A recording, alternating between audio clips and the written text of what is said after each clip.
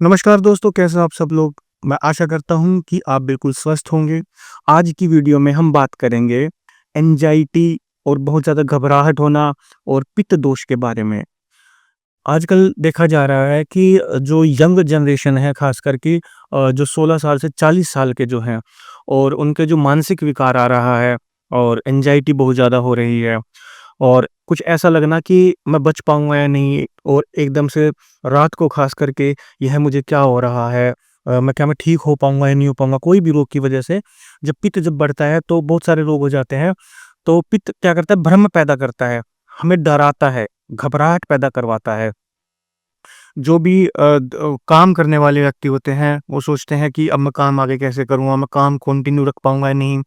हल्के-हल्के चक्कर आना महसूस होता है। ऐसे ऐसे ऐसे होते रहते हैं पूरा दिन, ठीक है? शरीर में गर्मी बहुत ज़्यादा बनी रहती है, खाना-पीना पचता नहीं है ढंग से। डर लगता रहता है कि कुछ भी खाऊँगा कहीं गरम ना कर जाए मेरे को। दवाइयाँ लेने का भी मन नहीं करता क्योंकि घबराहट इतनी ज़्यादा होती है और रात को तो यह लगता है कि शायद मैं बच नहीं पाऊँगा, मेरे को पता नहीं कौन-सा रोग है। घरवालों की फ़िक्र हो जाती है, बीवी-बच्चों की फ़िक्र हो जाती है कि उनका क्या होगा और कोई भी चीज़ मतलब जो तेज़ ध्वनि होती है, कोई साउंड हो या कोई तेज़ से चिल्ला दे, तो या तो बहुत ज़्यादा इरिटेशन होगी या फिर बहुत ज़्यादा गुस्सा आएगा। सहन नहीं होगी वो चीज़, ठीक है? या फिर बहुत ज़्यादा कोई हँस रहा होगा, ठीक है? बहुत ज़्यादा बातें कर रहा होगा, वो भी सहन नहीं होगा। अकेले में ज रहने का मन करेगा और बार-बार में वेव की तरह है, जैसे अटैक नहीं होते कि अब एक वेव आ गई, उससे हम चलो बच गए, थोड़ी देर फिर रिलैक्स महसूस करें, फिर एक वेव और आती है, फिर ऐसा लगता है कि यार पता नहीं मुझे क्या हो रहा है? दिल में अलग जलन रहती है, पता नहीं सोचते हैं कि हार्ट अटैक ना आ जाए, ठीक है? हाथ-पैरों में भी जलन रहती है, कुछ इस तरीके के सिम्पटम्स दिखाई देते हैं। कुछ और सिम्पटम्स भी बताता हूँ। अनाप-शनाप बातें करना, ठीक है? या फिर बोलते-बोलते अचानक से सोचने लग जाना कि ये मैं क्या बोल रहा हूँ? मैं आगे बोलूँ भी या नहीं? फिर कभी कई बार लगता है बोलने से पहले छोड़ना, चुप रहो, क्यों बोलना खामखा में, ठीक है? बोलने का मन नहीं करता। ऐसे लगता है जैसे मुँह से धुआँ निकल रहा हो, ठीक है? और सुगंध भी वैसी आती है। पूरा दिन मुँह का स्वाद जो है कड़वा रहता है, खट्टी डगारें आती हैं, ठीक है? और पेट में जलन, पूरे हाथ-पैर में जलन, ठीक है? पसीने की अलग ही बदबू शरीर में आती है। आप सोचोगे यार बदबू क्यों आ रही है? अभी तो मैं नहा के आया था। या फिर सामने वाले के भी तो उतने पसीने आ रहे हैं, फिर मेरे पसीने से बदबू क्यों आ रही है? ठीक है? कुछ इस तरह के लक्षण, यह सारे पित्त बढ़ने के लक्षण होते हैं आपके शरीर में। आप सबसे पहले घबराएँ नहीं, आपको किसी भी प्रकार का कोई मानसिक रोग नहीं है। मेरे पास बहुत सारे पेशेंट पूछते हैं कि सर हमें आप इतना बता दीजिए कि हमें कोई मानसिक रोग तो नहीं हुआ ना? क्योंकि सबको लगता है कि न्यूरोलॉजिकल प्रॉब्लम बहुत ज़्यादा खतरनाक होती है और ईज़िली ठीक नहीं हो पाती। तो आप घबराएँ नहीं, यह सारे अगर आपको लक्षण हैं, तो किसी प्रकार का कोई मानसिक रोग आपके नहीं है। ये एंग्ज़ायटी होती है, पित्त बढ़ने के कारण होती है, पित्त के साथ-साथ कोई रोग आपके शरीर में आ गया है, उसके कारण होती है। ठीक है, पित्त अपने आप में एक डिसऑर्डर होता है, जो आपके खान-पान की वजह से, जो कि मैं आगे बताऊँगा कब-कब पित्त बढ़ता है, ठीक है? उसकी वजह से आपने आपके शरीर में पित्त को बढ़ा लिया है, ठीक है? कई बार यह जो पित्त होता है और एक आधे लक्षण और बता देता हूँ, पतले दस्त लगना या फिर आँख, नाक और हाथ के जो नाखून होते हैं, वह पीले या हरे रंग के से दिखाई देना, पीला-पीला दिखाई देना और उसके अलावा दस्त भी पीले ही होना, मूत्र का रंग भी पीला ही आना, अंदर गर्मी महसूस होना, पसीने बहुत ज़्यादा आना, बार-बार में मुँह का सूखना, डिहाइड्रेशन जैसा लगेगा आपको कि डिहाइड्रेशन हो गया है, बार-बार में पानी पिएँगे, प्यास नहीं बुझेगी, बार-बार में मुँह सूखता रहेगा। तो पित्त का ये होता है लक्षण कि प्यास नहीं बुझेगी, बार-बार में आपका मुख जो है वो सूखता रहता है, ठीक है? आँखों के आगे एकदम से कई बार अंधेरा-सा आ जाता है या एकदम से आराम से लेटे रहेंगे, तो एकदम से उठेंगे तो अंधेरा छा जाता है, चक्कर आने को रहेंगे, भ्रम रहेगा, ठीक है? सिर में गर्मी बनी रहेगी, सिर में दर्द महसूस होता रहेगा आपको, ठंडी-ठंडी चीज़ें खाने का मन करता रहेगा। तो यह सारे लक्षण होते हैं पित्त के। अगर इनमें से आपको 80% भी अगर लक्षण दिखाई देते हैं, तो आपके पित्त बढ़ा हुआ है, ठीक है? तो अगर यह लक्षण आपको दिखाई दे तो पित्त बढ़ा हुआ है, किसी प्रकार का कोई भी मानसिक रोग नहीं है। एंग्ज़ायटी अगर आती है, इस तरीके की ओवरथिंकिंग अगर करते हैं आप, तो समझ लीजिए ये पित्त की ही निशानी होती है। पित्त हमारे शरीर में जब खून में चला जाता है, तो वह रक्त को दूषित कर देता है और उसके साथ जब वात भी मिल जाता है, तो यह हमारे शरीर में मनोविकार टाइप में पैदा कर देता है। उल्ट-सुल्ट सोचना, घबराना, घबराहट पैदा करवाना, मैं जी पाऊँगा, नहीं जी पाऊँगा, ये मुझे क्या हो रहा है? इस तरीके की बातें आना दिमाग में, समझ लीजिए पित्त आपके रक्त में मिल चुका है, जहाँ-जहाँ वो पित्त जाएगा, गड़बड़ी करेगा, वहीं ज़्यादा आपको देखने को मिलेगा। अगर हाथ पैरों में ज़्यादा हो जाता है तो खुजली होने लग जाएगी। लीवर में ज़्यादा रहता है तो पेट की गर्मी या पेट के अन्य विकार पैदा कर देगा। लेकिन जब वो दिमाग से जाएगा तो दिमाग में इस तरीके के विचार ये पैदा कर देता है। बिल्कुल घबराने की ज़रूरत नहीं है। पूरी वीडियो देखते रहना, मैं आगे बताऊँगा इसमें आपको करना क्या है। अब मैं आपको बताऊँगा कि इनके बढ़ने का कारण क्या होता है। ध्यान से सुनिएगा, क्योंकि जो पित्त के बढ़ने के कारण होते हैं, अगर आपने वही कारण कम कर दिए तो पित्त ऑटोमेटिकली सम हो जाएगा, कम हो जाएगा, एक लेवल पे आ जाएगा।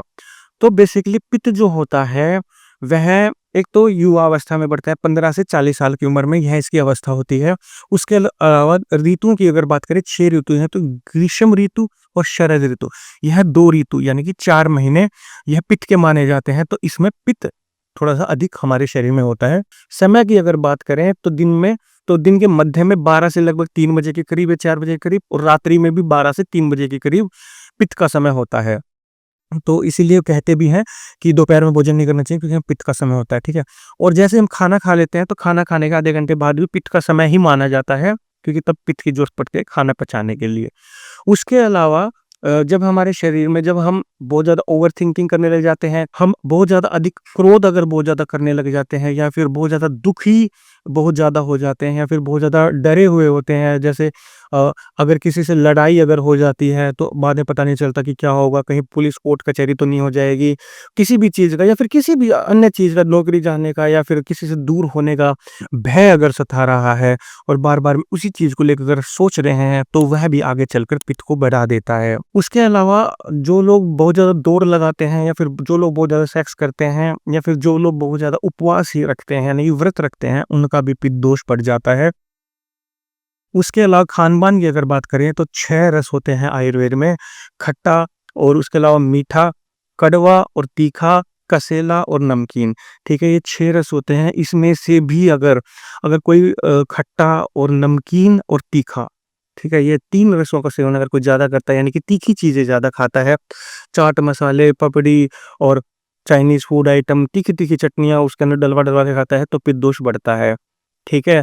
क्योंकि आपको पता है जब आप ऐसी चीज़ें खाते हो तो अंदर जलन मचती है ना, तो वह पित्त ही होता है। उसके अलावा नमकीन अगर चीज़ ज़्यादा खाते हैं तो भी पित्त बढ़ता है, और खट्टी चीज़ें खाते हैं तो खट्टा में भी आपको पता ही एसिड होता है और पित्त अधिक बढ़ता है। तो बेसिकली इन 3 रसों के सेवन से आपके पित्त ज़्यादा शरीर में बढ़ता है। उसके अलावा जो भी नॉन वेजिटेरियन होते हैं, नॉन वेज अधिक खाने से, ख़ासकर कि गाय, भैंस, बकरी इनका मांस अधिक खाने से, और तेल का अधिक सेवन करने से, तेल अपने आप में पित्त वर्धक होता है, उनका सेवन करने से, तिल का अधिक सेवन करने से भी पित्त दोष बढ़ जाता है। जो लोग धूप का अधिक सेवन करते हैं, या फिर आग के आस-पास रहने का अधिक काम करते हैं, या फिर गर्मी में अधिक रहने का काम करते हैं, या जो लोग शराब का अधिक सेवन करते हैं, सिगरेट का अधिक सेवन करते हैं, यानी कि धूम्रपान का अधिक सेवन करते हैं, या फिर छाछ, खट्टी दही और खट्टे फलों का, खट्टी चीज़ों का अधिक सेवन करते हैं, तो ख़ास करके इन कारणों से पित्त की जो हमारे अंदर दोष होता है, उनकी अधिकता आ जाती है। ठीक है? तो यह कुछ कारण थे जिनका आपको ध्यान रखना है।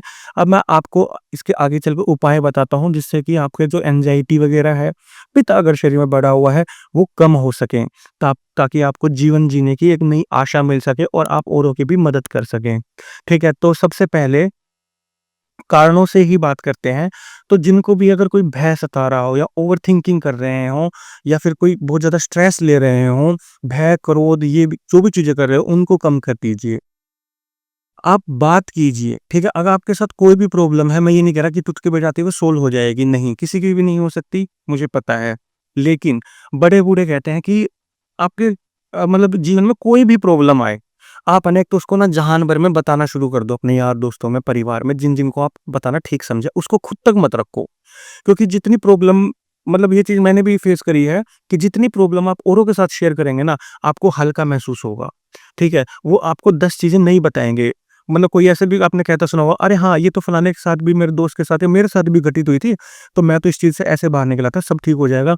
या कोई कोई भी चीज़ आपको सता रही हो, तो क्या पता उसके कहीं से लिंक निकल आए वो चीज़ सोल्व करने के लिए, है ना? तो सबसे पहले बताना शुरू करें, दुःख हल्का होता है, दुःख बाँटने से कम होता है ना? खुशियाँ बाँटने से बढ़ती हैं, आपने सुना है। तो इन कारणों को वैसे आप कम कर सकते हैं।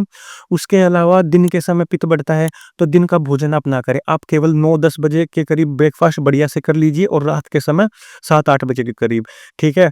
तो आपको दिन में क्या करना है, दिन में पित्त बढ़ता है तो आप फलों का सेवन कीजिए, जो भी मौसम के हिसाब से फल आ रहे हों, और मैं लिस्ट भी अभी आगे वीडियो में बता दूँगा कौन-कौन से फल ज़्यादा पित्तनाशक होते हैं, ठीक है? तो आप दिन में फलों का सेवन, उनके रसों का सेवन कर सकते हैं। पित्त के अंदर खासकर एक चीज़ देखा गया है कि कई बार है ना बीपी बढ़ जाता है, हाई बीपी भी हो जाता है, तो वो भी एक तरह का पित्त दोष की वजह से ही होता है। तो इसके अंदर खास करके पोटेशियम वाली चीज़ें बताई जाती हैं, जैसे कि किसी ने बहुत ज़्यादा नमकीन चीज़ें खा ली हों, सोडियम का इंटेक बढ़ाया हो, सोडियम शरीर में ज़्यादा हो गया हो। तो आज के आधुनिक साइंटिफिक ये कहते हैं कि पोटेशियम और मैग्नीशियम वाली चीज़ें खाने से सोडियम की मात्रा कम की जा सकती है। तो अगर हमको एक ऐसी चीज़ मिल जाए जो जिसके अंदर पोटेशियम भी और पित्तनाशक भी हो, तो है ना हमारे आयुर्वेद में केला। केला अत्यंत पित्तनाशक बताया गया है और केले का सेवन ज़रूर करना चाहिए, यह बहुत ही अच्छा बताया गया है। उसके अलावा नारियल पानी भी बहुत ज़्यादा पित्तनाशक बताया गया है और उसका सेवन भी आप कर सकते हैं। इसके अलावा आप सभी तरह की जो हरी सब्जियाँ होती हैं, उनका सेवन भी भरपूर मात्रा में कर सकते हैं। तो ये पोटेशियम युक्त बता दिया और मैंने पित्तनाशक भी बता दिया। ठीक है? उसके अलावा और मैं बताता हूँ आपको किन-किन चीज़ों का सेवन करना चाहिए। आपको सभी प्रकार की हरी पत्तेदार सब्जियों का सेवन करना चाहिए, सभी प्रकार की दालों का सेवन आपको करना चाहिए और उसके अलावा आपको कौन-कौन सी सब्जियों का सेवन करना चाहिए, मैंने यहाँ पे नीचे मैं स्क्रीन पे लगा रहा हूँ, उन सभी का आपको सेवन करना है। उसके अलावा फलों में आप कौन-कौन से पित्तनाशक जो फल हैं, उनका कौन-कौन सा सेवन कर सकते हैं, तो वह भी आप स्क्रीन पे देख लीजिएगा, इसका बाद में स्क्रीनशॉट ले लीजिएगा, तो उसके अकॉर्डिंगली आप खा सकते हैं। ठीक है? इसके अंदर एक तो विरेचन अगर होता है जैसे दस्त लगवाना, तो यह बहुत ज़्यादा पित्तनाशक होता है। तो आप रात को त्रिफले का सेवन कर सकते हैं शहद के साथ, तो यह अपने आप में कसैला भी हो जाएगा और यह विरेचन का कार्य भी करेगा। उसके अलावा अगर जैसे आपको शरीर में बहुत ज़्यादा गर्मी लगे और पाचन सही से ना हो रहा हो, तो आप रात को हरड़ का चूर्ण आधी चम्मच, आधी से 1 चम्मच और उतनी ही मिश्री मिला करके थोड़े से हल्के से ठंडे पानी के साथ सेवन कीजिए, तो आपका पाचन क्रिया भी सुधरेगी और पित्तनाशक भी है अपने आप में होता है। ठीक है? तो इस तरीके से आपकी एंग्जायटी भी कम हो जाएगी। उसके अलावा आप अश्वगंधारिष्ट का सेवन कर सकते हैं। खाना खाने के बाद 15 मिनट के लगभग 15 मिनट के बाद 2 चम्मच अश्वगंधारिष्ट की उतने ही 2 चम्मच पानी के साथ मिला करके आपको इसका सेवन करना है। यह भी बहुत ज़्यादा अच्छा रहता है। उसके अलावा रात को आप आधी चम्मच कुटकी, आधी चम्मच मुलेठी का चूर्ण आधे गिलास पानी में डाल दीजिए और लगभग आधी चम्मच देशी धागे वाली मिश्री डाल दीजिए। अगली सुबह इसका सेवन कीजिए और ऐसी ही खुराक मिलाकर एक और बना लीजिए और शाम को उसका सेवन कीजिए। यह भी पूरे पित्त को निकाल करके लैट्रिन के द्वारा बाहर निकाल देता है। तो कुछ इस तरीके के नुस्खे आप यूज़ कर सकते हैं। तो और इसके अलावा आपको करना क्या नहीं है, पित्तवर्धक चीज़ों का सेवन नहीं करना है, जिन-जिन कारणों से पित्त बढ़ता है, वो चीज़ें आपको नहीं करनी है। उसके अलावा बहुत ज़्यादा एनर्जी वेस्ट कहीं नहीं करनी है अगर आपको एंग्जायटी वगैरह की प्रॉब्लम है। एक तो बहुत ज़्यादा बातें नहीं करनी है या फिर आपको कहीं बहुत ज़्यादा लेक्चर देने हों, आप स्कूल में टीचर वगैरह या कहीं भी कुछ भी हैं, तो कोशिश कीजिए बहुत ज़्यादा ना बोलें या कहीं पे बहुत ज़्यादा एनर्जी वेस्ट ना करनी पड़े, जब तक आपका पित्त बढ़ा हुआ है तब तक। ठीक है? और उसके अलावा पित्त अपने आप धीरे-धीरे जब कंट्रोल होने लग जाएगा, तब आपको धीरे-धीरे लक्षण कम होने लग जाएँगे। इट मीन्स आप सही दिशा में हैं। ठीक है? तो आपको बिल्कुल घबराने की ज़रूरत नहीं है। आप दुनिया में अकेले नहीं हैं जो इस तरह की चीज़ें फेस कर रहे हैं। बहुत सारे लोगों को पित्त प्रॉब्लम हो सकती है। ठीक है? आप धीरे-धीरे रिकवर भी हो जाएँगे। उसके अलावा कुछ आप दान पुण्य का कार्य कर सकते हैं। किसी कुंडली के हिसाब से भी मैंने कई बार देखा हुआ है और चंद्र या राहु की अंतर्दशा या दशा आती है, तब भी ऐसी प्रॉब्लम होती है। तो जो भी पंडित जी दान पुण्य बताएँ और जो भी आपको टास्क बताएँ करने के लिए, वो आप कर दीजिए, तो भी बहुत अच्छा रहेगा। पार्ट 6 और उसके अलावा जैसे आपकी उम्र अगर 16 से 40 साल है, तो आप खास करके इस अवस्था में ध्यान रखें, अगर आपकी खास करके पित्त पर करती है और पित्त बहुत ज़्यादा बढ़ता है, तो ये जो कारण बताए हैं, वह सब थोड़ा-सा कम करें और खास करके ग्रीष्म ऋतु में और शरद ऋतु में पित्तवर्धक चीज़ें ना खाएँ, जो कि मैंने बताए थे कौन-कौन सी चीज़ें होती हैं और आगे भी बता दूँगा। और उसके अलावा जैसे मैंने आयुर्वेद में 6 रस बताए थे, ठीक है? खट्टा, नमकीन और उसके अलावा तीखी चीज़ें खाने से पित्त बढ़ता है। तो उसके अपोज़िट जो 3 रस बच गए, यानी कि मीठी, कड़वी और कसैली। तो इन 3 रसों का सेवन आप बढ़ा दीजिए। उससे क्या होगा? उससे पित्त दोष कम होना शुरू हो जाएगा। मीठे में मैं ये नहीं कह रहा कि आप चीनी खानी शुरू कर दें, नहीं। जो नेचुरल शुगर होते हैं, जैसे आप देशी धागे वाली मिश्री ले सकते हैं, गुड़ ले सकते हैं या फिर जो मीठे-मीठे फल आते हैं, उनका सेवन कर सकते हैं। कड़वी चीज़ों में कुटकी, नीम, करेला इनका सेवन कर सकते हैं, यह भी बढ़िया पित्तनाशक होते हैं। ठीक है? कसेली चीज़ों में जैसे हरड़ हो गया, आंवला हो गया, त्रिफला चूर्ण हो गया, शहद हो गया, तो यह भी पित्तनाशक होते हैं, तो आप इनका सेवन भी कर सकते हैं। तो मैं आशा करता हूँ मेरे द्वारा दी गई जानकारी आपको अच्छी लगी होगी। अगर आपको यह वीडियो अच्छी लगी तो वीडियो को लाइक एंड शेयर कीजिएगा। कोई भी चीज़ समझ में ना आई हो तो आप कमेंट के माध्यम से पूछ सकते हैं। और अगर आप भी इसी तरह की प्रॉब्लम से जूझ रहे हैं तो यह नीचे नंबर है, आप यहाँ पर व्हाट्सएप कर सकते हैं। और व्हाट्सएप केवल व्हाट्सएप कीजिएगा, कॉल वॉल ना कीजिएगा, क्योंकि व्हाट्सएप ओनली नंबर है और इसमें आप अपने सिम्टम्स बताकर उपचार हमसे ले सकते हैं। तो आज की वीडियो में इतना ही। धन्यवाद।